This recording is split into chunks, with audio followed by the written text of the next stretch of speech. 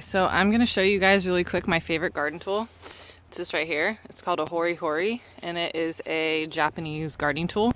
So it looks pretty basic, but basically you can use it in so many ways. So pretty much every time I come into the garden, whether to plant or to harvest or to clean up stuff, I can use this. So you can see obviously it's a shovel, so if you're going to plant stuff, you can make a hole really quick, really easily.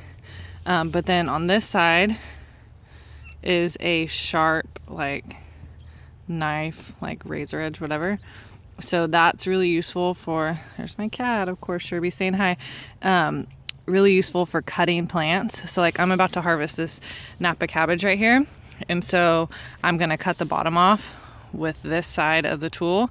And then another thing is like, so that plant right there is obviously dying, or, well, actually I think a gopher got it on the bottom, which is ironic because it's right next to that little gopher deterrent, which obviously doesn't work.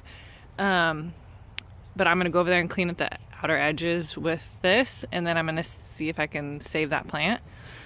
So it's just really useful.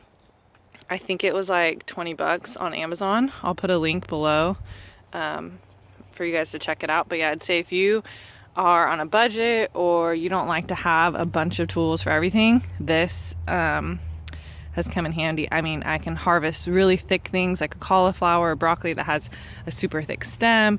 I can cut small branches off of my fruit trees. I can dig holes. I can dig out really tough weeds. This is like super skinny, so I can dig it far down and pop weeds up. It's just really useful. So yeah, if you don't have one, and then you can also see it has spacing on, I mean, I don't ever use this because I just kind of go by sight, but if you're really like methodical and really want to space your plants out, or know like how deep you're planting something, you can also use it for that. So yeah, check it out, Hori Hori, it's super cool.